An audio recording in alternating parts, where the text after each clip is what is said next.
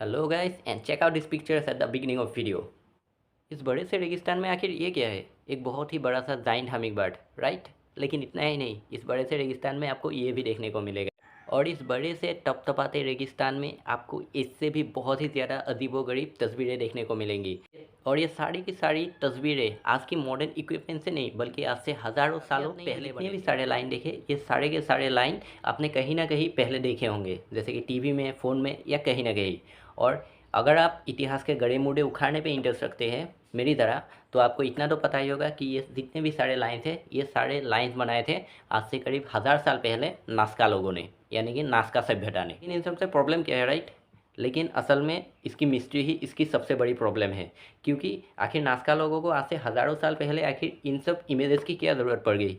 क्यों आखिर इन्होंने रेत में इतने बड़े बड़े लाइन्स बनाए, जैसे कि वो कैक्टस, जैसे कि वो हमिंग बर्ड, वो एलियन सा दिखने वाला बच्चा, आखिर ये सब क्यों बनाए? और आज के वीडियो में हम यही जानेंगे कि नास्का लोगों ने आज से हज़ारों साल पहले इतने बड़े बड़े लाइन्स आखिर क्यों बनाए, फिर इतने बड़े बड़े एनिमल्स उस सुनसान रेगिस्तान में क्यों बनाए, जिनका कोई मतलब ही नहीं बनता। सारे सवाल जानेंगे आज के इस वीडियो में। लेकिन सबसे पहले बात करते हैं कि आखिर आपने पहले जो वीडियोस में जो इमेजेस देखी, जैसे कि वो हमिंग बर्ड, वो बंदर, आखिर वो उतने ही बड़े हैं जितने आपने इस इमेजेस में देखे हैं।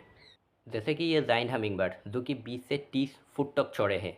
और इसके साथ साथ ये अजीब से दिखने वाला पक्षी, जिसकी ऊंचाई करीब एक एम्पायर स्टेट बिल्डिंग जितनी है। और साथ ही में ये कैक्टस बड़ा सा, जिसकी ऊंचाई करीब वाशिंगटन डीसी के टावर जितनी है, जो कि आज के वक्त में बहुत ही बड़ी शॉकिंग बात है, क्योंकि उस वक्त आज से करीब 2000 साल पहले इस तरह के इमेजेस, वो भी सिर्फ एक रेगिस्तान में बनाना, जो कि लगभग नामुमकिन सा लगता है। और अब जाके बात करते हैं इन लाइन्स के बारे में। दरअसल हमारे साइंटिस्ट लोग 1920 से ही इन लाइन्स के ऊपर रिसर्च कर रहे हैं।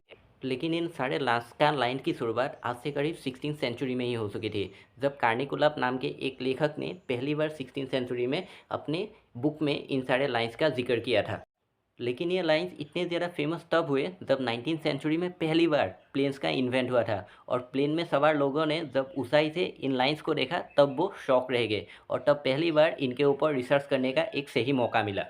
और जब साइंटिस्टों ने इन सारे लाइन्स के ऊपर रिसर्च किया, तो पहली थ्योरी ये निकली कि ये सारे के सारे लाइन्स सिर्फ एक डायरेक्शन में पॉइंट कर रहे थे, यानी कि सूरज की तरफ। और इससे पहला थ्योरी ये निकला कि हो सकता है कि ये सारे के सारे लाइन्स वक्त बताते हो, और साथ ही में हो सकता है कि ये सारे के सारे लाइन्स किसी दूसरे ग्रह को रिप्रेजेंट करते हो।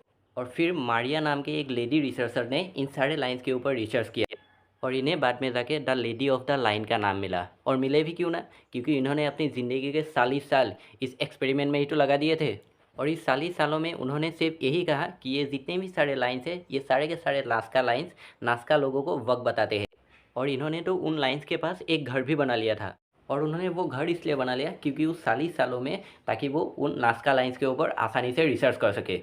और फिर जाके इतने सालों के बाद रिसेंटली कुछ सालों में यामागाटा यूनिवर्सिटी के कुछ रिसर्चरों ने फिर से इन नास्का लाइन्स के ऊपर स्टडी शुरू की, और लेकिन इस बार थोड़े से हाईली इक्विपमेंट के साथ, जैसे कि ड्रोन्स का इस्तेमाल करके। और फिर इन्होंने हाईटेक ड्रोन्स का इस्तेमाल करके पूरे जगह को स्कैन कर डाला, और फिर कुछ नए नास्का लाइन्स को भी ढूंढ निकाला। वो नास्का लाइन्स जो ढूंढना तो छोड़ो, पहले कभी किसी ने देखा भी नहीं था, जैसे कि ये इंसान, और फिर ये ड्रैगन, और फिर नए नए बिल्लियों को निकालना, नए नए एलिमेंट्स को, और साथ ही में स्नेक, और ऐसे कई नास्का लाइन्स को ढूंढ निकाला इन्होंने। लेकिन सवाल अब भी वही है कि इन नास्का लाइन्स को आखिर बनाया क्यों था? वेल, इसके ऊपर सबसे इंटरेस्टिंग थ्योरी पेश की थी अमेरिका के एक आर्कियोलॉजिस्ट, कॉल नाम के एक आर्कियोलॉजिस्ट ने।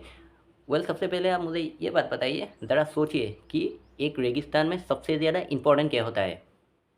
ऑब्वियसली वाटर, जो कि वहाँ में एक ट्रेजर की तरह होता है, यानी कि एक सोने सोने के खदान से भी ज़्यादा इंपॉर्टेंट। और अमेरिका के आर्कियोलॉजिस्ट कॉल की जो थियरी है, वो वही वाटर के ऊपर बेस्ड है। ये जितने भी सारे नास्का लाइन्स है, ये है नास्का नाम के एक रेगिस्तान में। और रेगिस्तान के बारे में तो हम सबको पता ही है, जिसमें करीब मुश्किल से पूरे साल भर में सिर्फ 20 इंच पानी होती है, यानी कि बारिश होती है, जो कि लगभग ना के बराबर होती है रेगिस्तान में। और पॉल नाम के आर्कियोलॉजिस्ट का भी यही मानना है कि ये जितने भी सारे लाइन्स हैं, वो असल में रिप्रेजेंट करते हैं पानी के स्रोतों को, जो रेगिस्तान में मिलते हैं। और अगर यहाँ तक वीडियो अच्छा लगा तो चैनल को ज़रूर सब्सक्राइब कर लेना।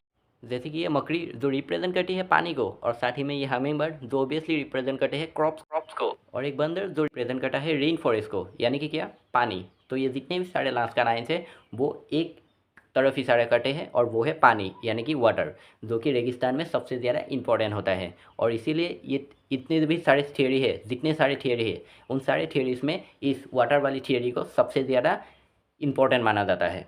लेकिन पक्का सबूत असल में आज तक नहीं मिला कि आखिर इन नाज़का लाइन्स का मतलब क्या है। आखिर नाज़का लोगों ने इतनी मेहनत करके इतने बड़े बड़े इन नाज़का लाइन्स को बनाया क्यों था। तो वीडियो यही तक था। Like share subscribe and bye bye.